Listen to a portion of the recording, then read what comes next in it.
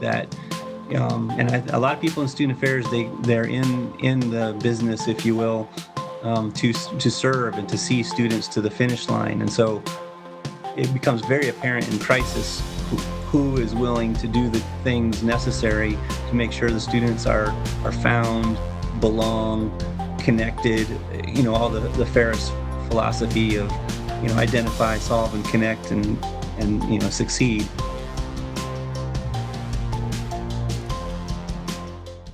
Hello, everybody. Welcome to another episode of Cap and Gown. I'm Rachel Phillips-Buck, Senior VP for Student Success at Ferris Resources, joined this afternoon by our president, Matt Boisvert. Hey, Matt. Hi, Rachel. Good How's to see it going? you. Yeah, good to see you too. Yeah. I have two warnings that I have to give at the top of this show. The first one is that Rebecca and I have been stressed out all day because the window wipers or washers are here. We are in a 20-story building. We're on the 7th floor. And what is it, like twice a year the window washers come? And you could not pay me enough to do this job because they're suspended by ropes and they just have like these, what are they called? Like suction cups. Yeah. And they slam them on the window and then they wash the window and then they move over. But it's like a whole kerfuffle going on in our office. So I'm very hopeful. I think they're on the 12th floor. I'm very hopeful that we can finish this podcast without that happening. Yeah, at first we thought there was something happening where birds were just flying into the windows. Yeah, that sound is scary. It sounds like. Yeah, for sure. It's just the window washers. Yeah. So that is kind of a thing. And the other thing, which I did not tell Z, but my computer's at 18% charged. Now it's plugged in. So it should be, it's already at 23. It's okay. But I'm just saying, had I said that to Z before we started, she would have been in a panic. She would have UPS'd a extension cord here so that she's chatting like, what is wrong with you?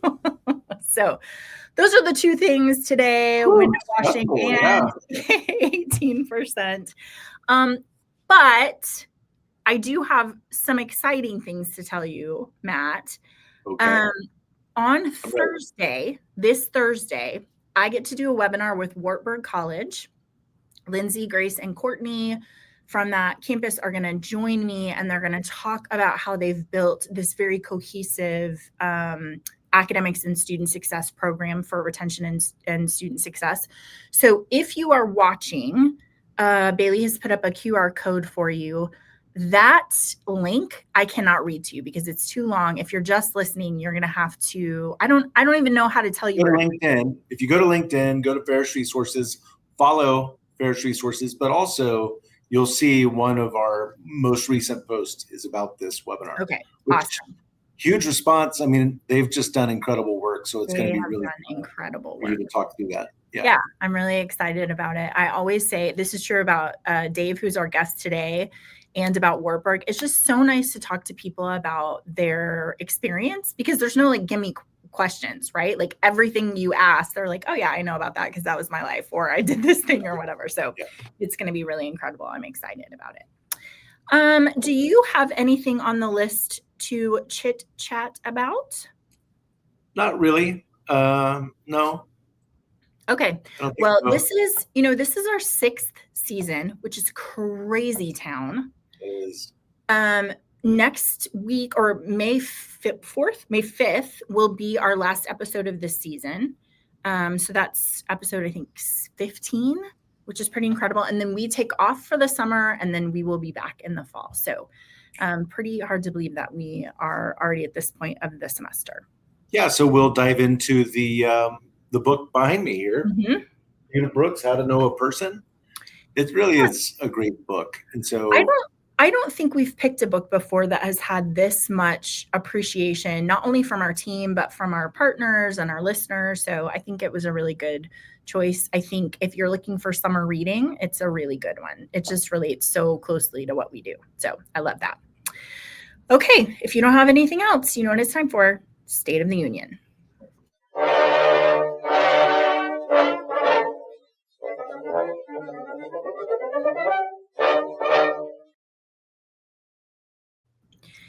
Trey made that little. I know. I was just thinking about Trey. Yeah. Some years ago, when I started talking about State of the Union, I think it was like during COVID, and it was like the State of the Union was always a thing every week, right? Something was different. So he made that for us so we can talk about the State of the Union. Okay, here's my list for you today of articles that I have read. The first one is just a reminder, you guys, that there's an executive order 1427.9, which is titled Reforming Accreditation to Strengthen Higher Education. It's like 151 pages. You know how they do these executive orders, especially through about higher education, which is they publish them and they invite public comments. We just finished the first public comment of this. Next month, they're going to do another one. They're going to take all of those comments and, sometimes they incorporate them and sometimes they don't. But so nothing is final about this document, but it's interesting to see all of the proposals. Were you going to say something about that? Oh, it just reminds me of FAFSA, like they open it up for public comment and then they're like, yeah, no, we don't like your attitude. We're going to do it anyway. It's turned out fine 3 years later. It's going great 3 years later. Okay, but there is a 9-page summary of the proposed changes, which I have read all of it. It's real boring. But the things that I want to point out are like their big headings are around accreditation, reducing regulatory burdens. So making sure that you don't have serious restrictions on institutions changing accreditors, having more than one accreditor. There's just a lot of like how we're going to finesse and finagle that so that we feel good about our accreditation, I guess. There's a whole section on accreditor integrity. There's some things in here about making sure that you presume that the credits that a student earns can transfer as core credits, not just elective credits, which I appreciate. Things about competition between people who are companies that are doing accreditation, some really important student outcomes where they are saying at the program level, we want to understand what your student outcomes are, which I think is going to be really interesting for our clients. So many of our schools outsource that work to us. So as these things kind of develop, if you need help with your student outcomes, let's talk to you about it. Let's see. And then the only other thing that I found buried in here, which is just weird, I don't really understand it, which is they're going to update to define and use the term institution instead of institution of higher education. Why is that? It's just too long. They're like, it's fine. I guess so, whatever. We don't have time for that. Okay. So I will keep you posted on what happens with that. But if you have some public comment that you'd like to make, you can look that up. It's on the governmental website and you can say whatever you want about it. I think it's really interesting just thinking about accreditation. And I know that our friend, Dr. Rozeboom, has a lot of experience going to campuses for accreditation visits. But I'll say the last time we went to the SAC-COC conference, the atmosphere was very different than years prior. So, with these changes, I think, the outcome, there's a lot of positive things that can come out of this. So, for sure, I'm cautiously optimistic. That's a good way to be. The Atlantic has a very inspiring story, which is titled The Looming College Enrollment Death Spiral. Thanks, Atlantic, for your encouragement in this industry. Appreciate ya. So it's a fine article. I wouldn't encourage you to read the whole thing. Here's what I think is interesting that they said, which I've never thought about before, which is American higher education has long consisted of two different markets. One where high-achieving, typically affluent students compete for seats at a national university, and then one where mostly middle and lower income students stay closer to home. So this article is talking about how in the past you had these institutions who were more like local businesses, right? That students would look around and be like, these are the colleges near us. We're going to go there. And then whatever happened in that community kind of stayed there in that community versus what's happening now, which is especially for top students, there's a national business where you can pick any school you want to, where it's all about rankings. We don't think anything about traveling far away. Matt, you remember when we were in school, Sunday night is when you would call your parents because it was cheaper for long distance. You had to enter your dial code calling card on your calling card. Now, like, students are talking to their parents all the time. So we've shortened the distance. Like, they're not as far away from their parents, but also we've made things that happen on a campus much more global, because it's not just like, oh, we went to this gathering, this thing happened. It's like, we're going to tweet about that and talk about it and that sort of thing. So I do think it's a really interesting idea to think about place-bound students who don't maybe have the luxury of traveling or of getting accepted to the top institutions. What smaller institutions and especially rural institutions are doing is they're expanding access for underrepresented groups. They're adding amenities for students to attract them. They're partnering with private sectors to make sure that they have like online markets and international markets. All of that stuff is going on. And there's this, like, we're not in balance anymore. The big institutions are getting more applications and our smaller institutions are not getting as many. So there's a weird, I don't think it's a death spiral, thanks Atlantic, but I do think it's an interesting, like, rebalancing of how changing the market for sure. I mean, there's a lot of different forces. And I think you have another article that has now introduced a third market for college degrees, right? Oh, the speed dating market. Yeah, I will talk about that one. That's a good one. Yeah. Sorry. Okay. Inside higher ed, love this because, you know, Matt, when we are talking about retention intelligence, one of the populations that we always talk about is FTF0, which is first time freshmen who have transferred in 0 credit hours. At almost every institution we serve, it is a high at-risk group. For a lot of reasons that we can get into, but we've talked before on this show about how important it is to identify that group of students. Well, there's an article out of Inside Higher Ed, which is called 5 Questions on Dual Enrollment. I would recommend that you read this one. It's super helpful. There's a couple of things that I really love about it. One is that sometimes our dual enrollment classes count as a program of privilege, which is interesting, right? Because it could be a surrogate for, you have many people in your family who have gone to college, you are in a socioeconomic level where college is not too much for you, you are used to doing AP and dual enrollment. So it could be that it's this program of privilege. And this article is about, like, hey, it should not be. It should not just be a program of privilege, nor should it be a process that's like random acts of dual enrollment, which is what they call it, which is like, okay, I guess I'll just take a class. And then you get into college and none of them count, none of them transfer. They are all electives. What I love, this article says, the consequences of not building a cohesive dual enrollment program is that you miss an opportunity of those courses being able to transform students by showing them, number one, they can do college, and number two, that it connects to what they're interested in.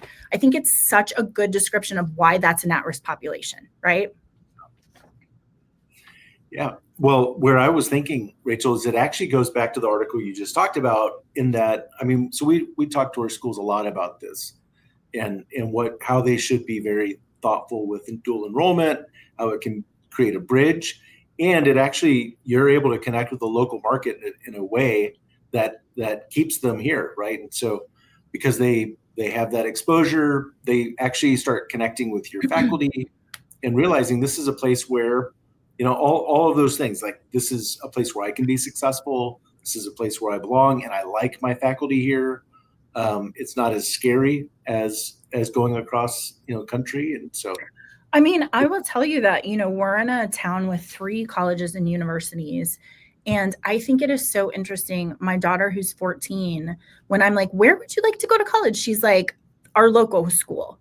And I'm like, why? And she's like, because I know people there. I know the campus. Like, I know there's something for her about being able to picture that. Whereas in other campuses, she can't picture it because she's never been there. So thinking about using those dual enrollments to get your students on campus, to get them to meet people and really like being able to future visualize themselves there, I think is so important. So that's a great article that just goes through like, be intentional with those programs. Yeah, huge opportunity, from a strategic minded institution. How can we leverage this? What really is an asset? We're here. We can build these partnerships. Can you hear that? Do you hear that? Here they come. That's not a bird hitting your window. That's not a bird. That's the wind. That's the window. Okay, you guys, I'm really sorry. You're just going to have to bear with me. There's nothing I can do about it. I'm making my cheeks pink. Sorry. Okay, let's move on to AI. So I have three things around AI that I want to talk about. First of all, Gen Z is growing more negative towards AI. So they're like, I really love this quote. It says, anger, nearly 1/3 of survey respondents, 31%, says AI makes them feel angry, which is up 9 percentage points from last year. And only 22% of Gen Z says technology makes them feel excited, down from 36 the previous year.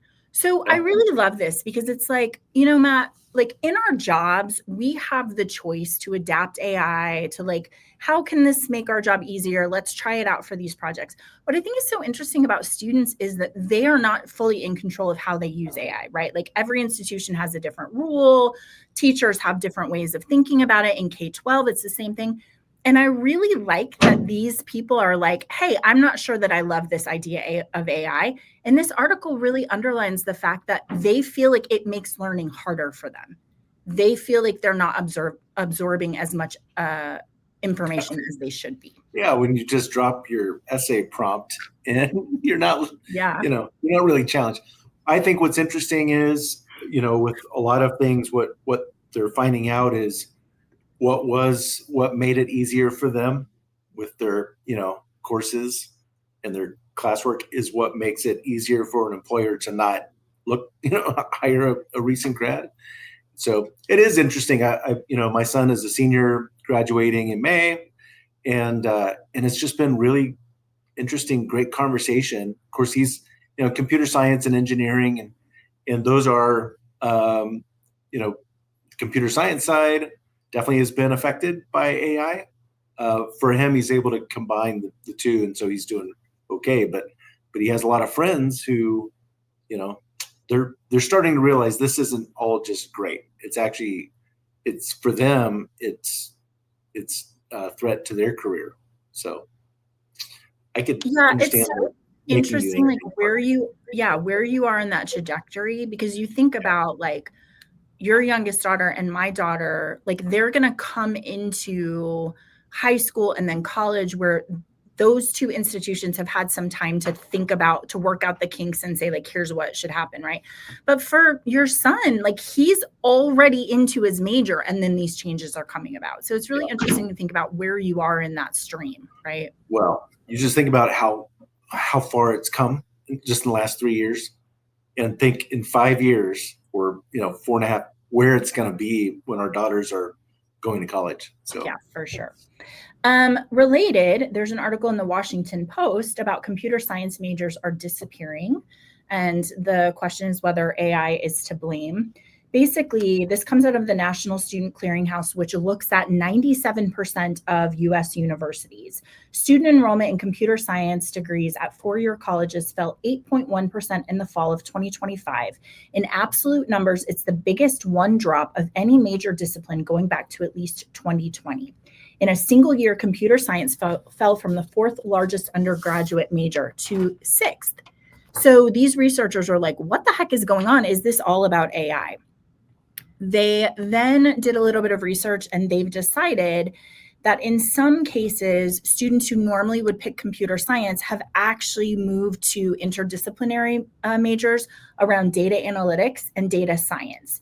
The number increased to 35,000 students in that major in the fall of 2025, up from a few hundred who were taking those majors in 2020, right? So they're like, oh, okay, get me out of this. We've got to try something new.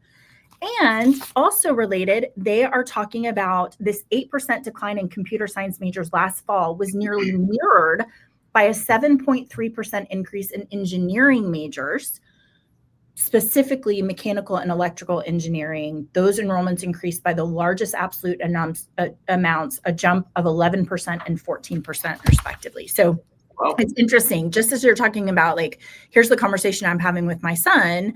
There are some people midstream who are like, okay, I've got to pivot. I'm going to think of something else because I'm nervous about computer science.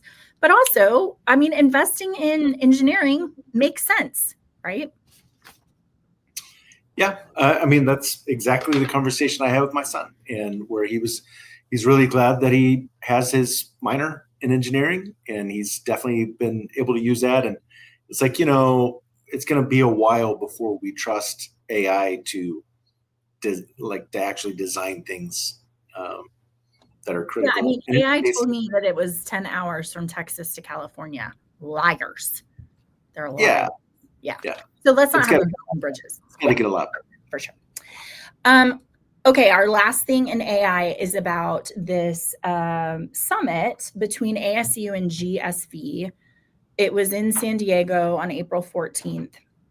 What I really like about this is they're talking about how there's no silver bullet, that AI does not fix everything. And that if you're not leading with strategy, you're going to end up with a bunch of stuff and you're like, I don't know why we have this, right? So Matt, I was thinking about a program is not a plan. Like, oh, we have an AI program. Okay, great. What is your plan with that? Well, we don't know. Everybody's right. So that's not strategic thinking, right? Not to mention the fact that there's all of these questions about student data, about what's appropriate, how you share information, what happens to that data. There's just a lot going on there. But one of the things I wanted to highlight from this article is that they're saying, like, there's all of these companies all of a sudden who are like chatbots, and you can have a chatbot do tutoring and they can do all these things for your students. And what the research is showing, which we've talked about before, is if you are the kind of person who is going to take advantage of tutoring, you're probably doing that already, right? You're not the most at-risk student. You're the student who's trying to move from a B to an A. You've learned how to do this thing. And so that's great. We want for you to be able to get tutoring, but it doesn't solve the problem of people on campus who are able to identify students who are struggling and then connect with them. All of the research is saying AI is a good stopgap measure if you don't have connections, relationships, guidance, mentoring, advising. Fine. We would rather have something than nothing, but there is no replacement for friendships, community, and all of those connections that we see. So I'm not surprised by that, but I like when they do the research about it. Yeah, that's great. I mean, I don't know if you saw Landon Gray's post on LinkedIn. Landon, a friend of ours, former colleague, and he just posted on LinkedIn. He used basically built his own little chat bot, and because he wanted to be able to just speak to it rather than type, and for it to capture his ideas and then ask him questions and kind of help him probe his thoughts. And so he was showing it to a friend, and his friend was like, it looks like, yeah, you could definitely use that for like therapy. And he's like, no, you need a therapist for therapy. That's so funny that you say that, because one of the things they say in this article is that they are using chatbots to train counselors, so not for clients, but counselors are responding to okay, use Carl Rogers' theory and respond to these students. And so then their supervisors are looking at their responses and being like, that was great. Or here was an opportunity for you to sit in that feeling a little bit longer. Or here was an opportunity to ask this question, which I love that. I think that's a great application of it, right? Not for the client, but for your counselor. So love that. Yeah. All right. Lastly, this one is crazy town. I don't even know what to say about it, but there's another Washington Post article that says adults are earning college degrees online in weeks. In weeks. Start, finish in weeks. In weeks.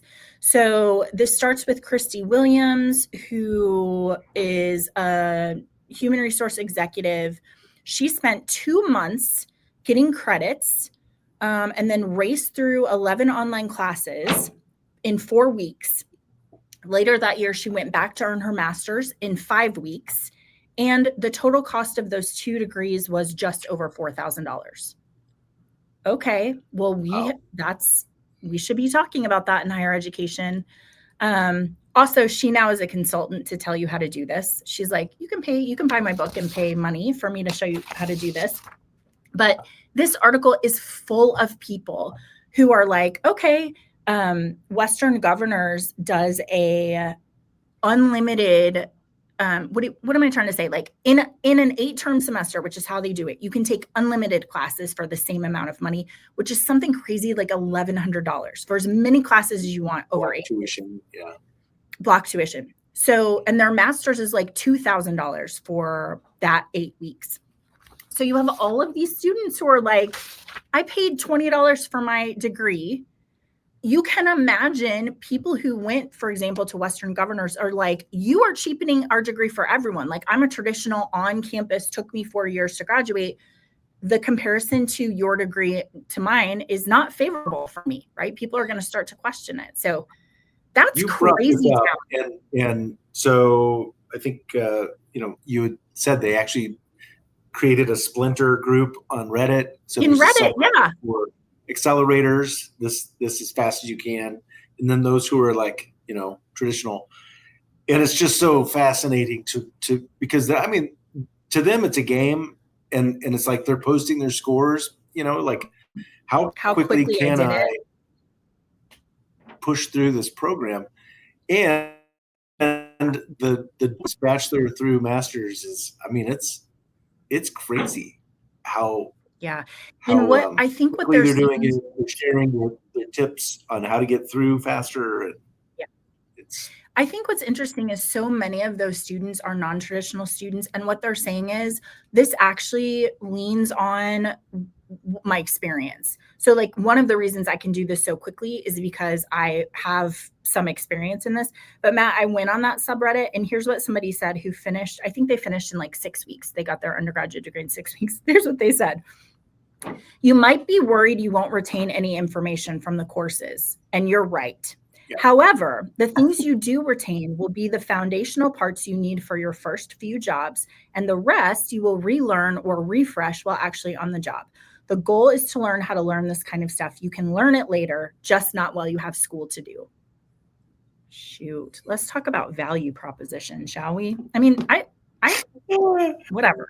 I got a lot to say. I can't wait for Rozeboom's thoughts on this. You're gonna have to add. Yeah, this is so helpful, right? Because our guests don't know our State of the Union. So a lot of times they come on and they're like, what the heck is that about? I'm like, this State of the Union is crazy. Okay, Matt, I want you to stay on. I'm going to welcome Dave to the show. All right. Oh, I didn't say, and that's the State of the Union. That's the State of the Union. That is the State of the Union. Dave, can someone go to Mars Hill and complete their degree in 6 weeks?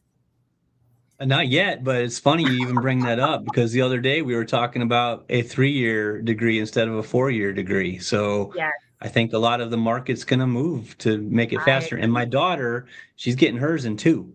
So because she came in with all the credits. Yeah. It's funny you say that, because I was reading that kind of as a juxtaposition of this like 8 weeks to graduate versus why is it 4 years? Like, that's an arbitrary thing. Can we make it less? And I was just talking to one of my friends who was has a lot to do with seminaries. And he was saying when he got his degree, it was like 96 hours. And now seminaries are in a race to decrease the number, right? Because it's just a made up number. So it's like the seminary he went to was 96 hours, and now it's something like 70. And I'm like, well, what did they get rid of? And he's like, I don't know. I guess there was stuff to cut, like fat to cut in that. So it's pretty crazy. Anyway, I think we should talk about value, the value proposition of institutions. Yeah. Okay. Well, Matt, I just wanted you to be able to say hi to Dave. They're friends. There, Matt. It's good to see you. It's great to see you guys. Okay, Matt. Thanks for joining. All right, Dave, let me give you a real introduction, and then we will dive in. So you serve as Vice President for Student Life and Facilities at Mars Hill in North Carolina. Do students affectionately call you Dr. Boom? They still do that? Yeah, quite a few do. Yeah. Okay. That's a good, it's nice to have a last name that you can shorten like that to something powerful. You have 23 years of experience in higher education, leading student affair divisions at Mars Hill and Hardin-Simmons. But if I gave you the list of all of the places you've been involved in student affairs, We have St. Edward's, Baylor, Ashland, Calvin. Just what I appreciate about you is you have so much experience in so many different organizations. You are so good at building partnerships with academic affairs, and you bring this unique blend of administrative leadership, crisis response expertise, and a passion for student development that comes out of your early days as a high school math teacher and now into leading classes for leadership and student services at the graduate and doctoral levels. You're also a consultant for us and for Credo and for the Southern Association of Colleges and Schools Commissions on Colleges, which is accreditation. What do you think about accreditation? Can we just start with that? I know that's not like a scheduled conversation, but what do you think about it? What's so fun is as you're doing your State of the Union, I'm thinking, wow, that'd be a great topic. Wow, that'd be a great topic. Yeah, I actually just did a SAC COC visit to another school, and I think it's important to have the peer review piece. But I think Matt was the one who said at the last conference there was this, oh, it's very different, and that's because the whole QEP is no longer mandatory. That's the right. Quality Enhancement project or plan. Yeah, and it's funny how I feel like people respond to that two different ways. Like some of them are very relieved, like, oh Yes. gosh, I'm so good. And some of them are just anxious because they're like, well, we don't know what it's going to turn into, but like it's the devil, right? Like I would rather do what I know how to do than be worried about what's going to happen. So, and the school that I went to actually wanted to do the QEP anyway, even though it's not required, because they're committed to continuous improvement, and that's one way to show it. So yeah, I love that. Which, I mean, I really appreciate the commitment to being a high quality institution, regardless of what your accreditor recommends or what's imperative for them. So I love that. Well said. Okay, here's what I want us to talk about today. I have a bee in my bonnet about this division between academics and student development. And I have a lot to say about why it got that way, historical reasons, blah, blah, blah.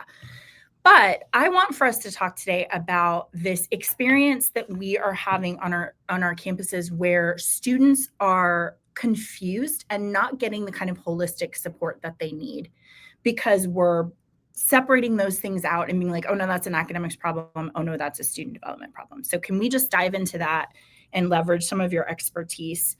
So you have been to many institutions. I'm curious what you think are the biggest gaps right now between what campuses intend to deliver in terms of this holistic student support and what students are actually experiencing day to day. That's a great question. And I think I even failed to tell you ahead of time that my colleagues up in West Virginia Wesleyan, the provost and the vice president for student affairs they're leading the development of a book that's going to come out next year. And the provost here, who will be our president come June, and I are writing a chapter in that book on this very topic. So I didn't even tell you that. But I think that. Yeah, it should be fun. Hopefully it's helpful to people. But I think there definitely is a gap. And a lot of times it boils down to communication and priorities. I think a lot of schools like Mars Hill and our size are in like survive and advance mode, trying to keep the pieces together. Yeah. And, especially with the loss of different financial supports like grants. And for us specifically, we lost 7 people out of 8 that had to do with student success. And so we have a champion in Lisa Walkman who's just phenomenal, but we lost 7 people who were doing the work to help students, belong and have success.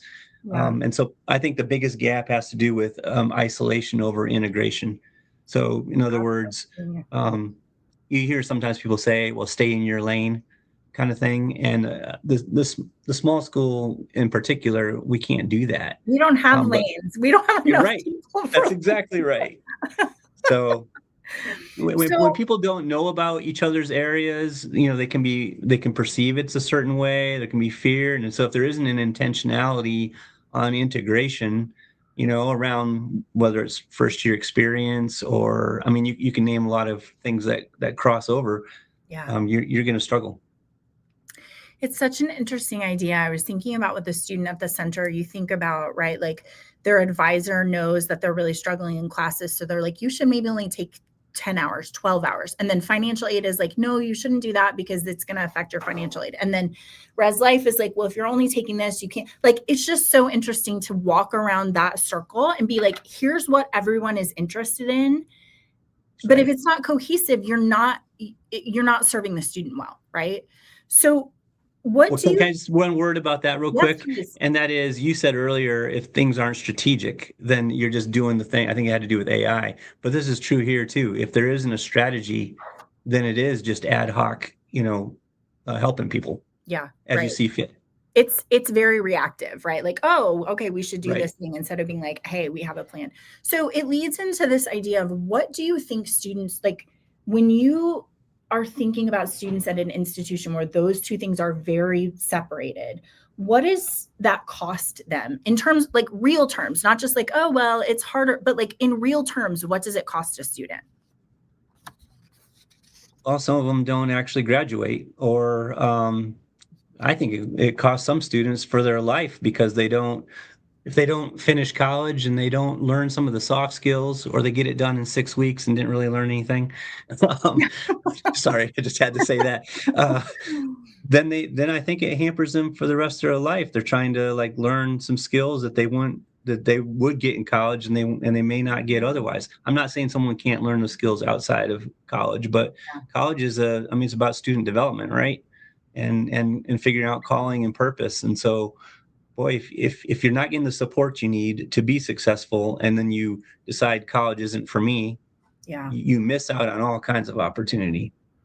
It's so interesting, because I really love the student development part of higher education, because student development, we get 18-year-olds, and by the time they graduate, we should have walked through this path with them where we develop them in all of the ways, like how to be a good friend, how to be in community, how to learn things, right? All of those elements are so important. And so I think it comes down to that value proposition of like, if it's just pass the test, then do it in 6 weeks. Okay. Right. But what we want to do at our institutions is say, this is a whole journey with people around you. And we have to deliver on that. Otherwise, we're not doing it very Exactly right. Yeah. Okay. So my question says, you've led in turbulent years, which that's an understatement. Like, we've had a lot of turbulence, right, in the last 10 years, much less before that. Are there any patterns in sort of crisis response and retention challenges that you've noticed just continue to repeat over and over? Absolutely.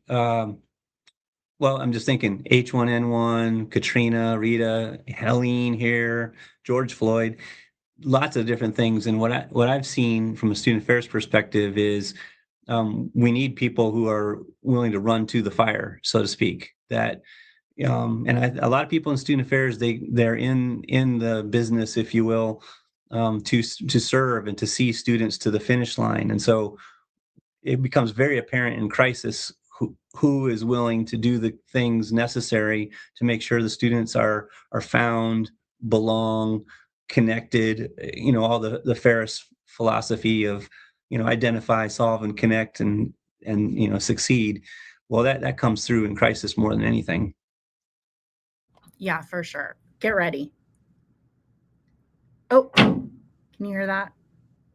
You can't hear that? No, I just hear a truck going by outside my window. Okay. All right. If you can't hear it, it's fine. I'm like kind of terrified because anyway, it doesn't matter. Yes, you're exactly right. Like, who runs to the issue is really. Yeah, and what kind of attitude do they have too? I mean, we know, resource, the promise triangle that Matt Boisvert talks about is that the institution, basically resources faculty and staff to deliver on a promise that it makes to students. Well, when the institution isn't providing the kind of resources that are necessary, faculty and staff are a lot of times stretched, for lack of a better word, to deliver on said promise to the student. And so that's a real piece of having the right attitude can certainly help, but it only goes so far. Yeah, you for sure have to resource that. And I think for so many of us, dedication to the mission and the vision. I don't know if I've told you this story before, Dave, but I was talking to somebody once where he got hired as an RD for an institution, and he got there, he moved his family there, and then it was like way less than he thought. They were like, oh no, part of your salary is you get housing, so we're taking that out of the number we gave you. Like it just was way less money. And he was about to have to go on food stamps. And so he went to the president and he was like, hey, I want to be a good RA. I want to help your students, but I don't have enough money to support my family. And is there anything you do? And the president said, oh, person, we don't spend money here. We spend people. Are you kidding me? No. And I was like, you should be so happy he said the quiet part out loud, because now you know. Holy cow. Yeah. Well, I'm really happy because that guy quit. He was like, okay, I quit. And then he moved somewhere. Because as soon as you understand that your institution is banking on using you up, sending you away, and finding another person, you cannot work there anymore. That's exactly right. That's exactly right. Yeah. How we resource people is as important as that commitment to student success, I think. And it's a hardship in our industry for sure. All right. Let's talk about, you went from a high school math teacher to VP for student life and facilities. I want to know, like, what happened? How did that happen, Dave? Give me the lowdown. Well, I don't want to bore people with the whole journey, but I actually was a residence hall director at 2 institutions before teaching high school math. Oh. And so, and coaching a bunch of sports, because that was my undergrad, and I didn't want to wonder later in life, well, what would it have been like to teach high school? And I actually turned down a director of res life position to teach high school, which is looking back on it, I'm like, why did I do that? But I learned a lot from that experience and realized, no, my calling was for education, but in higher education, not secondary. I still love sports and I still love, coaching, et cetera, but I don't miss teaching math. Oh my gosh. So, honestly, I think it's been a natural, pretty much progression along the way in terms of my career. A student affairs person who starts out in res life, does some things in student activities. And then, I got facilities kind of comes along with a lot of it, especially if you're talking about the student experience. And then I've taught all along the way. So that has been wonderful, informing me of the student experience in the classroom. And a lot of times they talk about what's outside the classroom too, which then helps to bridge the gap between academic affairs and student affairs. Yeah. It's really interesting you say that, because I was just talking to a school where they have administration at very high level, but they came from business. So they've never been faculty. They were never provost. They came from business, and now they're the dean of a school and they're teaching a class. And they're like, hey guys, this is hard. And everyone's like, yeah. And they're like, I just had no idea. Like, I thought we were going to come into a class and we're all going to talk about things and whatever. And he's like, the stuff going on in my students' life, I would have had no idea that faculty are dealing with all the time, that student affairs people are dealing with all the time. It's such a great example of when you do the work, when you move your chair, all of a sudden you're like, oh, okay. Oh, I understand now why we're having such a hardship here, right? It's just so important to have both those pieces tied in together. Yep. So what is the advantage, you think, of having been in the classroom and also had all of these years of student development? Well, I think the advantage is seeing the holistic student experience. I know there are a lot of staff that teach, and so at least on our campus and other campuses that actually get that window into the academic piece. And then there are a number of faculty who are invested in the co-curricular piece beyond their classroom. And I would call them the stars on our campus. It's Carrie Hunt, and who's health and human performance. And then there's Brett Johnson in sociology. These are faculty members who are completely engaged outside the classroom. But what I think creates the isolation sometimes are staff that don't understand the teaching, the academic side, or faculty that come to teach and then leave and think that's it. That's all there is you're here to get a degree, and I don't really care about your sport or what actually brought you here. I think there's a disconnect there sometimes. So being on both sides, you can try to see where their points of integration are needed more than anything. Yeah, it's really interesting as you're saying that, because I'm thinking about the separation between some of our schools and like R1 schools, right? Where you really do have two different kinds of people. You have researchers who have to teach, but really are there to do research. And then you have like student affairs and student development people who are like, okay, how can we help the student be successful? But at our institutions, those people should be very similar. You might define your job as you have to teach biology, but you also have a bunch of students that you should be paying attention to. And then Yes. so often we tap into our staff members to teach because they're similar people to what who we want to be engaged with our students, right? Yeah. I mean, to say that, we're all educators, right? And I think maybe that strikes some people wrong way when a staff person says they're an educator, but it is about learning, right? And the research about, well, every student that knows 4 faculty members they retain at a higher rate. There's research around that. Well, when they actually looked into it further, they define faculty as, well, faculty or staff that's having an impact on the student.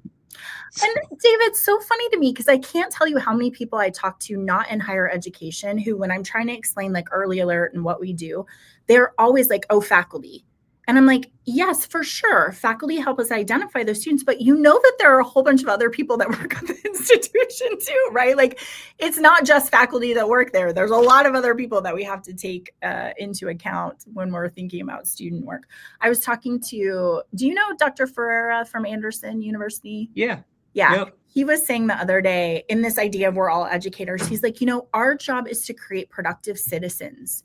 And when you think about a productive citizen, you don't just think about, do they know the book knowledge? Like, but also all of these other things that they should be learning in college, which I really love.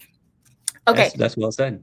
So do you think this isolation, if we're thinking about like the organizational structure of these two pieces, do you think that comes out of just like historical context? We just don't think about it. Do you think it's a cultural issue? Is it something about how we define different jobs? Where do you think that comes from? Well, it probably comes from all of those in some different form or fashion. So I think about Bowman and Deal a lot, and how leaders should be thinking through all 4 frames. And one of the frames is structural.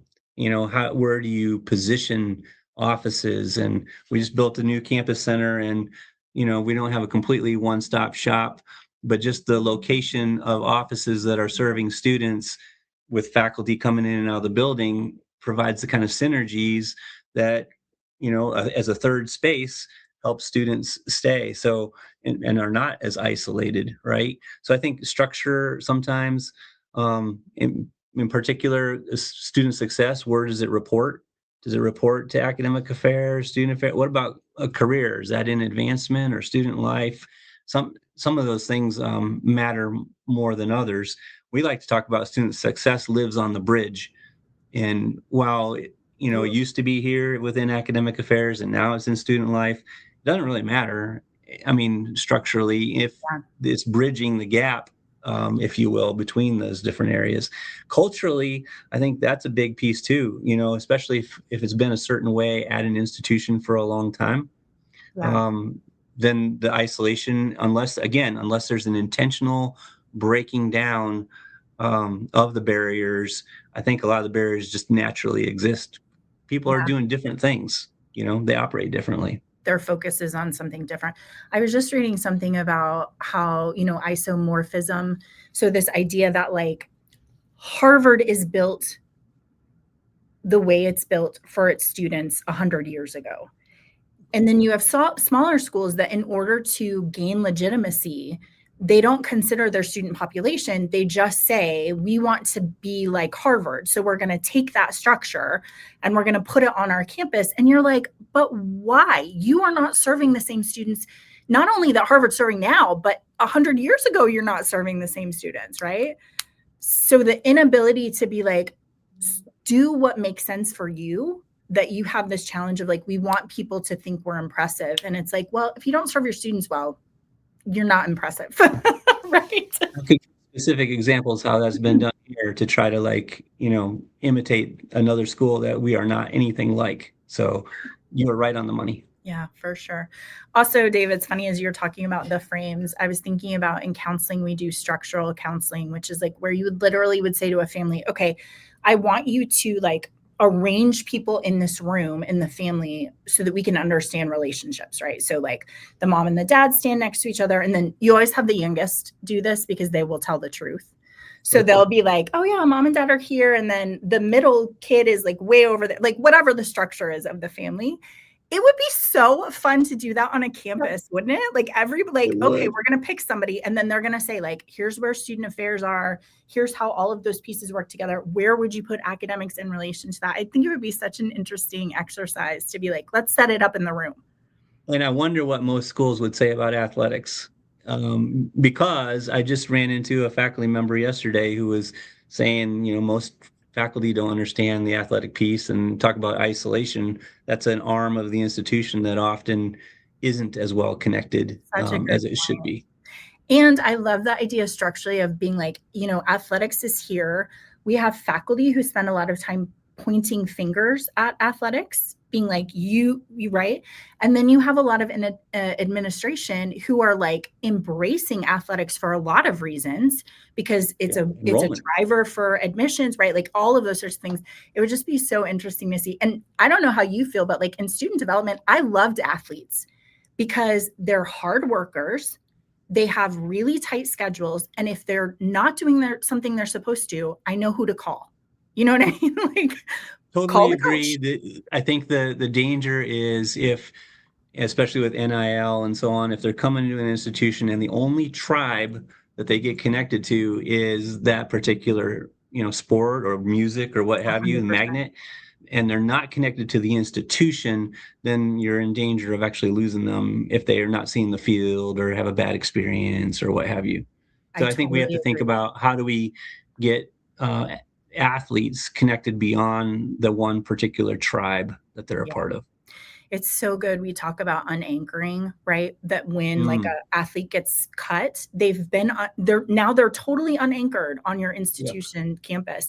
And if you have ensured that they have these other connections, then it's not as like free falling as it would be if it was just that one connection. So I have an example of that. Our student body president, she decided not to play soccer because she was having a bad experience. And she said, I want to stay here, but I've lost my scholarship money. How can I stay here? Because I like the school. And because she was part of SGA. Well, she then became the president and got her connected to a Bonner program. She's working at admissions now. And so she found a way to stay. And I think that's probably more of the rare case than it is the the normal way of going. Yeah, I mean, because part of that question is like, she obviously had enough self-agency to come and say, like, can somebody help me, right? Versus somebody who just like goes into the ether and everyone's like, what happened to them? And then we just that's exactly right. Yeah, for sure. Yep. Okay, let's talk about one of my favorite things and your favorite things, which is Enneagram. Okay. Tell everybody what your Enneagram is. Well, I'm an Enneagram 3 wing 2, so I'm the achiever helper person, and my top Clifton strength is maximizer. So I'm all about, can we make things better? I'm a typology nerd. In fact, for my class this morning with the Masters of Management Leadership, we were working through Working Geniuses by Lencioni, which is a whole nother, the whole point is Warren Bennett says, to be a good leader, know thyself, number one. Yeah. David, so funny. I'm a 7/8. So Yes, you are. Okay. For people who don't know, 7s are like generally positive and everything is going to be fine. Yeah. But with an 8 wing, don't mess with me, which I didn't know I had an 8 wing until one time Matt like gently suggested to me, like, well, you're 8 wing. And I was like, what do you mean? And he was like, so good. Nothing. oh, nothing. And I was like, wait a minute, I think I see what you're talking about. Brian Dawson's a 7 also. Is he? That's why the Yes, 4 of he us get is. along so well, right? It's like me Yeah. and Brian, and then you and Matt. We're like, it'll turn out. And you're like, why don't we have a plan for that? The 7s are so great with the positivity, but also the high energy and let's try this and get things started. And Yeah. gotta love that. But I share that with you to say it's so interesting as a leader. So the thing that I'm always doing is looking for the positive and being like, it's going to be okay, right? So like I'm cheerleading, and I'm always like, well, here's how we're going to make that successful. But to the point of knowing yourself, it is so important sometimes to just be like, yep, that sucks. And, we're just going to sit in that for a minute. And that is not something that comes naturally to me at all. It's something that I've had to be like, and you should hear the voice in my head where I'm like, don't make it better. Don't make it better. Don't say a positive thing. Just be like, yep, this is terrible, right? Do you have any of those things where you're like, I just have to remember that this is something that I have to combat because of the way my brain works? Yeah, well, I mean, if you study the typologies, the Enneagram in particular, there are blind spots for each of ours, right? And so, like for the type 3, the two prolific are workaholism, like, just work till you drop, if you will, because you're trying to achieve so much. So, what balance is to one person might not be the same balance for a 3. The other is taking, credit for things that I wouldn't necessarily, didn't necessarily do. So I'm very conscious to point out Lisa did this thing, or Josh or Amber, they did these things, because that actually combats my taking recognition for something that I didn't specifically do. Yeah. It's just so nice to feel like you have some expertise on yourself. You know what I mean? It's just so nice to be like, I think I know how I would respond to that. Or, oh my gosh, I'm responding exactly the way that I thought I would. I need to like mitigate that a little bit. And That's right. So when the 7 goes to 5, you're in a good place, Rachel, because you focused, and you're doing that right now. So you're doing great. This is my happy space for sure. Okay. So you talk a lot about leadership and organizational structure. And I want to think about what changes, what happens on a campus when they really commit to recreating the learning environments to make sure that every student feels seen and has what they need. Like, as you think about leadership and organizational structure, what would you expect to see? What a great question. There's so many things with that one. Partly because I have facilities, I want to just reference Levine's person environment theory that, the student coming in times the environment that we create results in the behavior, their experience here. So our main thing in student life, if you will, but faculty as well, how do we shape the environment for the best experience possible? And when we know, especially from Ferris's research and our work with you all, that it really is about being seen and being included and finding your tribe, and people know you. And so what are we doing to shape the environment so that students are seen and known, and cared for? And I think part of the cared for piece that gets missed sometimes are like the facility things. We're going to probably be changing laundry contract because that needs to happen for our students' experience to be better, right? We had a bunch of admissions people and student life and some faculty that came together in 2019 and took a residence hall that was like whitewashed walls, no air conditioning, 500 football players, kind of just painting a picture for you here. And we went in and we painted a blue and yellow, those are our colors, stripe down the hallway just to break up and add some school pride and color to that building. It was a small act. It didn't take us that long. And I think it made a big difference to the environment for those students that were living there. I love that so much, that facilities reports to you, because it is, if we're going to talk about structure, right, that makes sense that as we're thinking about what students need, we would include our spaces. That's right. On campus too. And I would say if it doesn't report to student life, then there has to be it usually reports to the CFO, so there has to be a strong relationship. And I would say this to get anything done, the relationship piece really matters, especially if you don't feel like you have a lot of power to do the thing. The relationship is how it actually gets done, right? So, the relationship with the CFO would take care of the facilities things if it's not within student life. Yeah. It could.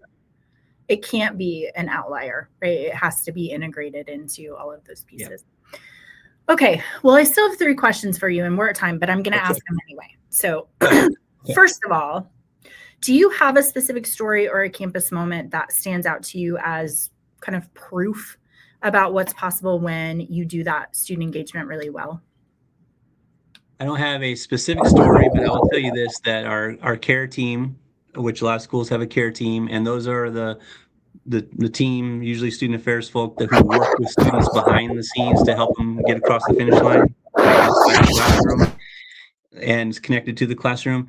That team and I will often look at a student walking across the stage and say, wow, that student made it. If not for a team of people, coaches included, that are behind the scenes helping the student make it, that's what the success story is. And then briefly, I had one student who, when I was working in Ohio, the student graduated, and 10 years later, I was at a whole nother institution, and this student found me and called me and said, I want to know that you and your team made a difference in my life, making it through school 10 years previously.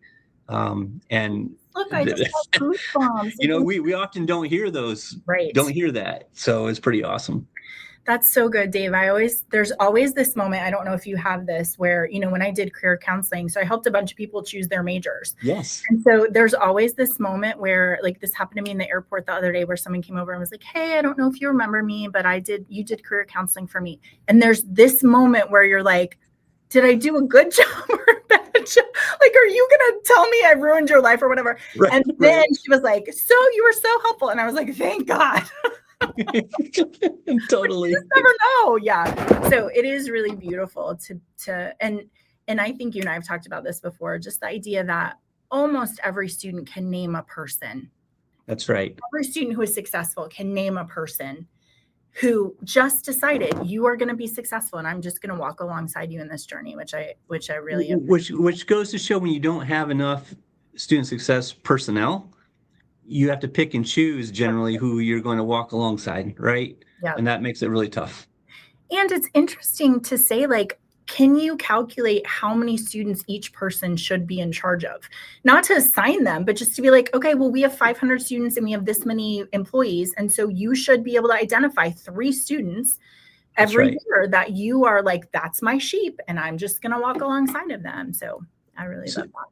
I know you got to move real fast, but I will say Lisa and some faculty members have led a group called Coaching the Climb, that they're training on how to coach, and more faculty are stepping into these and taking on a few students to fill the gap of the loss of student success professionals. I love that so much, because oftentimes I find with faculty that it's not so much that they don't want to, it's that they have no idea how to, right? And people who are on that student affairs side, that tends to come very naturally to us. So it's like very hard to explain how to be with students. You're like, you just pay attention to what, I don't know how to explain it.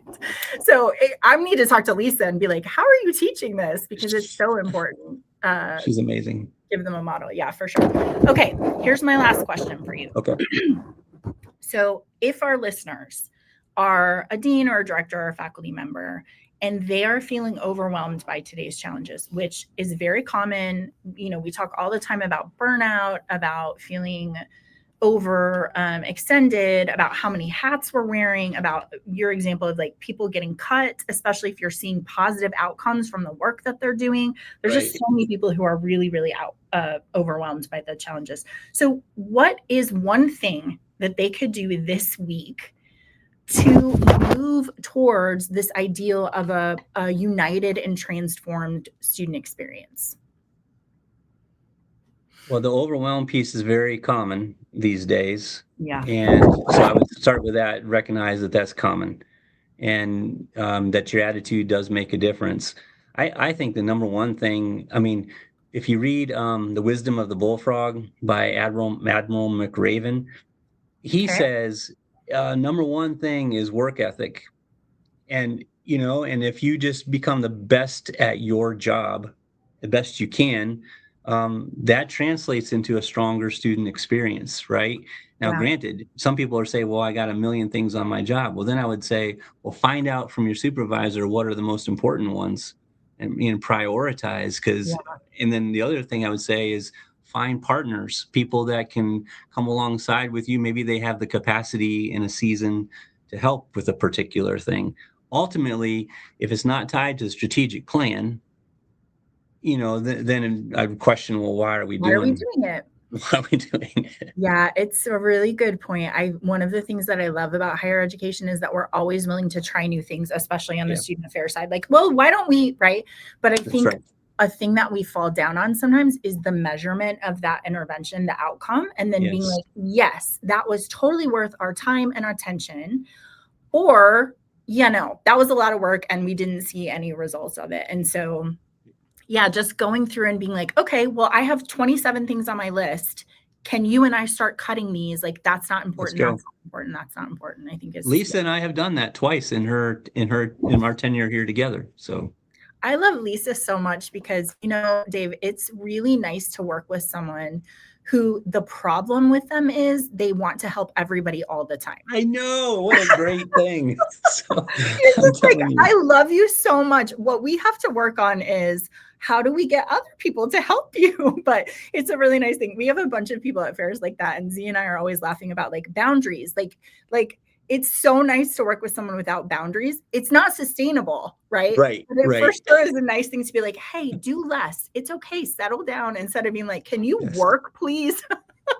That's yeah, the one direction's a lot harder than the other. So Absolutely. Yeah, absolutely. Well, I can't help but think that this conversation about how we marry these two things together is just going to continue to be more and more important as we enter, as the Atlantic so kindly called it, our death spiral of, of higher education. I think we're going to have just adaptive leaders who are like, we have to do this really differently than we have done it before. And in leadership, I mean, it's so hard to get people to change midstream and to be like, stop what you're doing. We're going to create a whole new thing.